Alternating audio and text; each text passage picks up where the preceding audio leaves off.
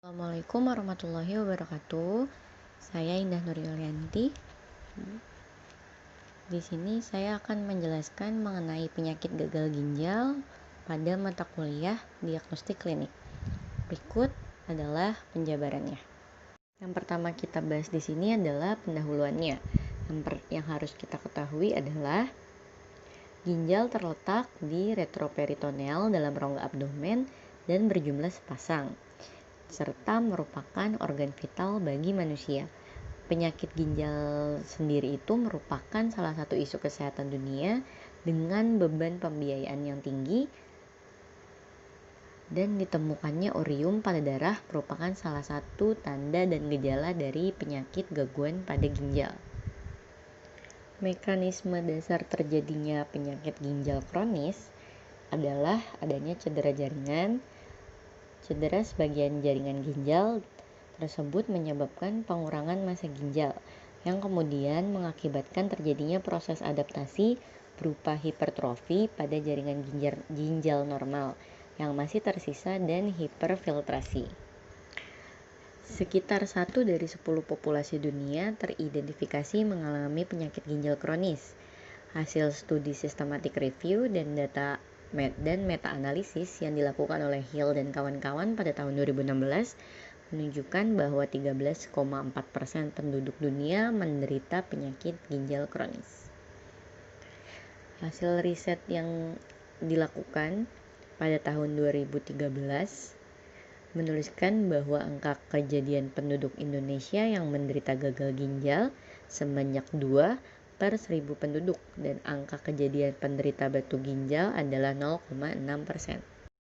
Yang selanjutnya adalah pemeriksaan. Pemeriksaan pada ginjal sendiri itu ada berbagai macam. Yang pertama ada pemeriksaan kadar ureum. Pengukuran ureum serum dapat dipergunakan untuk mengevaluasi fungsi ginjal, status mengenai keseimbangan nitrogen, menilai progresivitas penyakit ginjal, dan menilai hasil hemodialisis.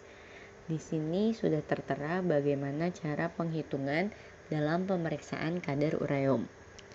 Peningkatan ureum dalam darah disebut azotemia. Kondisi gagal ginjal yang ditandai dengan kadar ureum plasma yang sangat tinggi dikenal dengan istilah uremia. Keadaan ini dapat berbahaya dan memerlukan hemodialisis atau transplantasi ginjal. Yang kedua adalah pemeriksaan kadar kreatin. Kadar kreatin serum sudah banyak digunakan untuk mengukur fungsi ginjal melalui pengukuran glomerulus filtration rate atau GFR. Pemeriksaan kadar kreatin ini dibagi menjadi 2 bagian. Yang pertama di sini adalah clearance kreatin. The National Kidney Disease Education Program merekomendasikan penggunaan serum kreatin untuk mengukur kemampuan filtrasi glomerulus digunakan untuk memantau perjalanan penyakit ginjal. Salah satunya itu clearance kreatin tadi. Clearance kreatin itu adalah suatu zat volume plasma yang dibersihkan dari zat tersebut dalam waktu tertentu. Clearance kreatin dilaporkan dalam miligram per mililiter per menit dan dapat dikoreksi dengan luas permukaan tubuh. Clearance kreatin merupakan pengukuran GFR yang tidak absolut karena sebagian kecil kreatininnya direabsorpsi oleh tubulus ginjal dan sekitar 10% kreatinin urin disekresikan oleh tubulus. Namun, pengukuran clearance kreatin ini memberikan informasi mengenai perkiraan nilai GFR. Di sini juga sudah diperlihatkan bagaimana cara menghitung clearance kreatin. Pemeriksaan kadar kreatin yang kedua adalah estimated glomerular filtration rate. Clearance kreatinin merupakan pemeriksaan yang mengukur kadar kreatinin yang difiltrasi di ginjal. GFR dipergunakan untuk mengukur fungsi ginjal. The Abbreviated Modification of Diet in Renal Disease atau MDRD mempunyai persamaan untuk mengukur GFR dengan meliputi 4 variabel, yaitu kreatinin plasma, usia, jenis kelamin, dan ras. Persamaan MDRD digunakan untuk mengukur AGVR. Di sini sudah diberikan contoh cara menghitung AGVR dengan perhitungan sebagai berikut.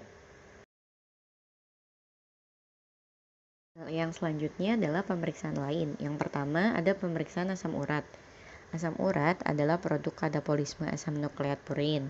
Walaupun asam urat difiltrasi oleh glomerulus dan disekresikan oleh tubulus distal ke dalam urin, sebagian besar asam urat direabsorpsi di tubulus proksimal.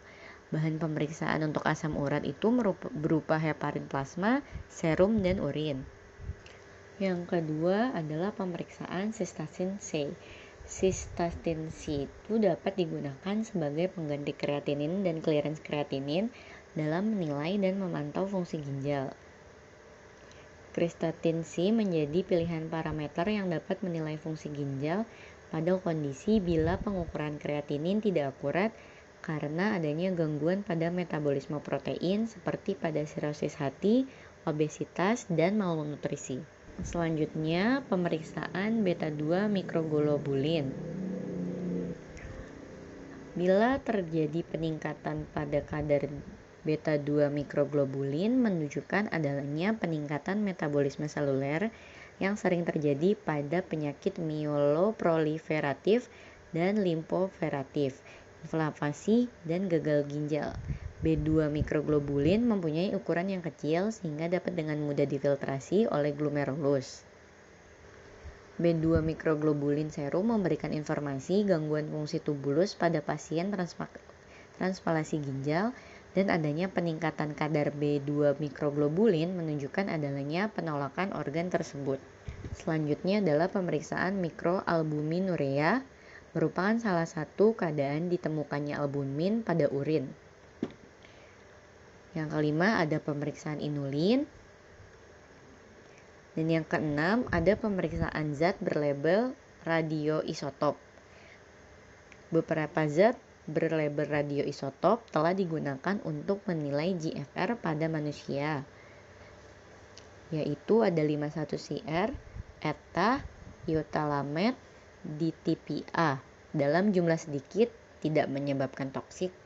Kekurangan metode ini adalah terpanjang dari radiasi, biaya mahal, dan dibutuhkan alat kamera gamma dan tenaga ahli sehingga tidak dapat digunakan secara rutin. Selanjutnya adalah nilai normal pada ginjal.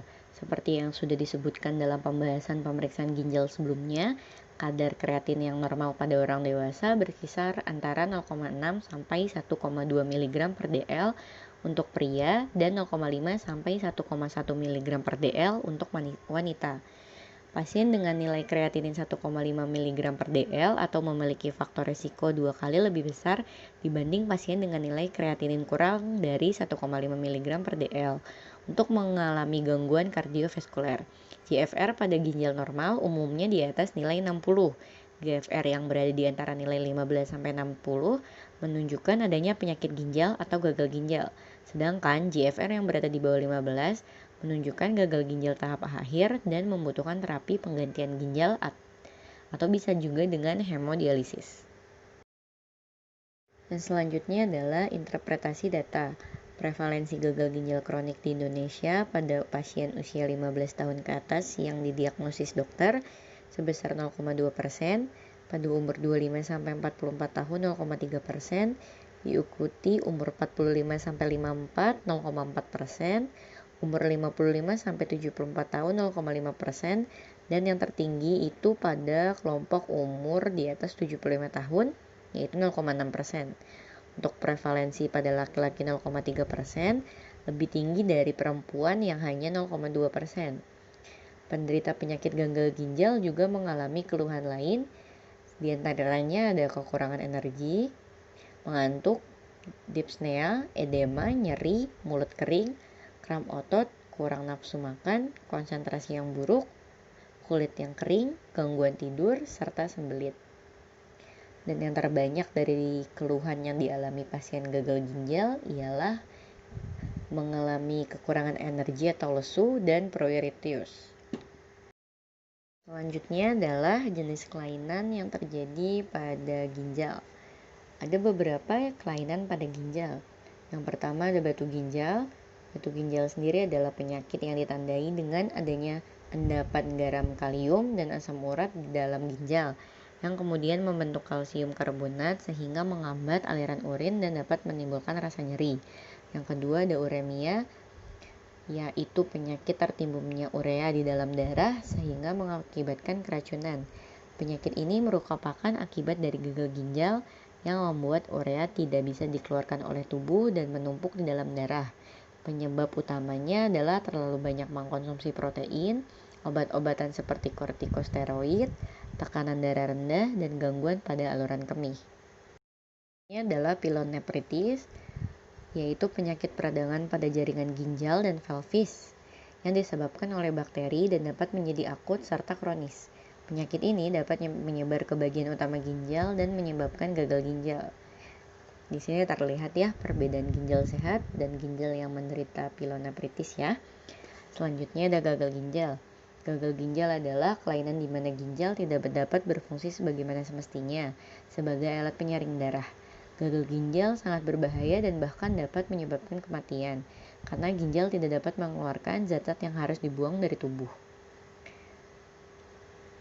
Selanjutnya ada nefritis. Nefritis itu adalah penyakit yang ditandai dengan adanya kerusakan glomerulus yang diakibatkan oleh alergi terhadap racun yang dikeluarkan bakteri Streptococcus. Di sini terlihat perbedaan antara ginjal normal dan radang ginjal. Selanjutnya ada sindrom nefrotis, yaitu gangguan yang ditandai dengan keluarnya protein dalam jumlah besar melalui urin. Hal ini menyebabkan penderita kekurangan protein di dalam darah, sehingga dapat menimbulkan penyakit lain seperti malnutrisi, penggumpalan darah, kolesterol tinggi, tekanan darah tinggi, dan bahkan gagal ginjal. Gejala sindrom ini adalah penggekakan di sekitar mata, pergelangan kaki, dan kaki serta urin menjadi berbusa. Selanjutnya ada glomerulonephritis, yaitu penyakit yang ditandai dengan adanya darah dan protein di dalam urin, diakibatkan oleh adanya kerusakan pada glomerulus yang disebabkan oleh bakteri streptokokal. Yang kedelapan ada anuria. Anuria adalah penyakit yang ditandai dengan gagalnya ginjal dalam memproduksi urin. Penyebab utamanya adalah kurangnya tekanan untuk melakukan filtrasi darah atau terdapat peradangan di glomerulus. Batu ginjal atau tumor juga dapat menyebabkan penyakit ini. Yang ke-9 ada diabetes mellitus, yaitu penyakit yang ditandai oleh adanya glukosa di dalam urin. Penyakit ini juga disebut penyakit gula atau glukosuria. Penyebabnya adalah kekurangan hormon insulin. Yang ke-10 ada albuminuria, yaitu penyakit yang ditandai dengan adanya gejala protein albumin di dalam urin. Penyebabnya adalah kerusakan pada glomerulus sehingga partikel besar seperti albumin bisa lolos. Kerusakan tersebut bisa terjadi karena terdapat luka di glomerulus, iritasi akibat logam berat, dan bakteri. Yang ke-11 ada hematuria. Hematuria adalah penyakit yang ditandai dengan adanya sel darah merah pada urin. Penyebabnya terdapat peradangan pada organ ginjal yang timbul akibat terjadinya gesekan dengan batu ginjal. Hematuria juga dapat disebabkan oleh adanya kelainan pada glomerulus atau terdapat tumor pada saluran kemih. Yang terakhir ada polisistik, yaitu ditandai dengan kerusakan saluran ginjal yang menyebabkan munculnya kista di sepanjang saluran ginjal sehingga nefron menjadi rusak. Di sini terlihat gambar ginjal normal dan ginjal yang menderita polisistik. Selanjutnya itu penyebab penyakit. Di sini secara umum penyakit ginjal dibagi menjadi dua kategori besar, yaitu penyakit ginjal akut dan penyakit ginjal kronik.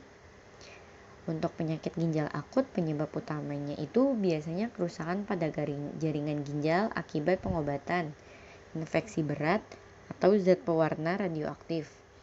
Dan yang kedua ada obstruksi atau adanya penyumbatan yang menghambat aliran urin keluar dari dalam tubuh.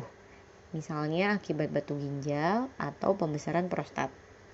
Untuk selanjutnya, penyakit ginjal kronik itu biasanya terjadi karena kerusakan pembuluh darah ginjal akibat tekanan darah tinggi dan diabetes. Yang kedua, kerusakan jaringan ginjal akibat penyakit. Yang ketiga, terdapat kista pada ginjal. Yang keempat, kerusakan jaringan akibat aliran balik urin ke ginjal. Dan yang terakhir, ada kelainan bawaan pada ginjal atau saluran kemih. Selanjutnya adalah etiologi. Etiologi pada gagal ginjal juga terbagi menjadi dua, yaitu ada gagal ginjal akut dan gagal ginjal kronis. Untuk etiologi gagal ginjal akut dibagi menjadi 3 kelompok besar, yaitu prerenal, renal, dan pascarenal. Untuk etiologi gagal ginjal kronis dibagi menjadi 5 bagian. Ada penyebab sistemik, vaskular, glomerulus, penyakit tubulo-interstisial, dan penyebab lainnya seperti obstruksi saluran kemih atau komplikasi dari gagal ginjal akut. Yang terakhir dalam pembahasan ini adalah terapi serta pilihan terapi. Penyakit ginjal sendiri tidak dapat disembuhkan. Perawatan biasanya difokuskan untuk meredakan gejala, mencegah kemungkinan komplikasi, serta menghambat perkembangan penyakit gagal ginjal kronis menjadi lebih parah. Langkah penanganan yang bisa dilakukan oleh dokter adalah memberikan obat. Tujuannya untuk mengendalikan penyakit yang menyertai kondisi ginjal, sehingga penurunan fungsi ginjal tidak bertambah buruk. Obat pertama yang diberikan ada obat hipertensi. Biasanya digunakan untuk mengubah komposisi elektrolit dalam tubuh. Bagi penderita gagal ginjal yang juga disertai hipertensi, dokter dapat memberikan obat ACE inhibitor atau ARB untuk pasien tersebut. Yang kedua ada suplemen untuk anemia. Biasanya diberikan pada penderita gagal ginjal kronis, yaitu suntikan hormon yang terkadang ditambah suplemen zat besi. Ada obat diuretik. Obat ini dapat mengurangi penumpukan cairan pada bagian tubuh seperti tungkai kaki. Contoh obat ini adalah furosemid. Efek sampingnya bisa menimbulkan dehidrasi serta penurunan kadar kalium dan natrium dalam darah. Yang keempat ada suplemen kalsium dan vitamin D. Kedua suplemen ini diberikan untuk mencegah kondisi tulang yang melemah dan berisiko mengalami patah tulang. Yang terakhir ada obat kortikosteroid. Obat ini diberikan untuk penderita gagal ginjal kronis yang mengalami peradangan atau penyaringan unit dalam ginjal. Di samping dari pemberian obat tadi, penderita gagal ginjal kronis juga disarankan untuk melakukan perubahan pola hidup. Yang pertama ada menjalankan diet khusus. Yang kedua ada berolahraga secara teratur, setidaknya dilakukan 150 menit dalam seminggu. Yang ketiga ada menurunkan berat badan jika pasien menderita obesitas. Yang keempat ada tidak mengonsumsi obat antiinflamasi non-steroid yang dapat menyebabkan gangguan pada ginjal. Yang kelima ada menerima vaksinasi karena pasien gagal ginjal kronis tubuhnya rentan terserang infeksi. Yang terakhir itu biasanya pasien harus terus berkonsultasi untuk mengamati kondisi kesehatan dengan memeriksakan diri ke dokter secara teratur. Dan untuk penderita gagal ginjal kronis pada tahap akhir atau berada pada stadium akhir, maka penanganan yang dapat dilakukan untuk mengganti tugas ginjal itu adalah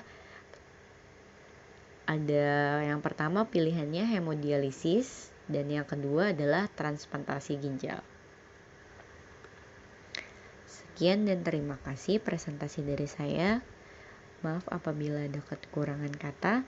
Wassalamualaikum warahmatullahi wabarakatuh.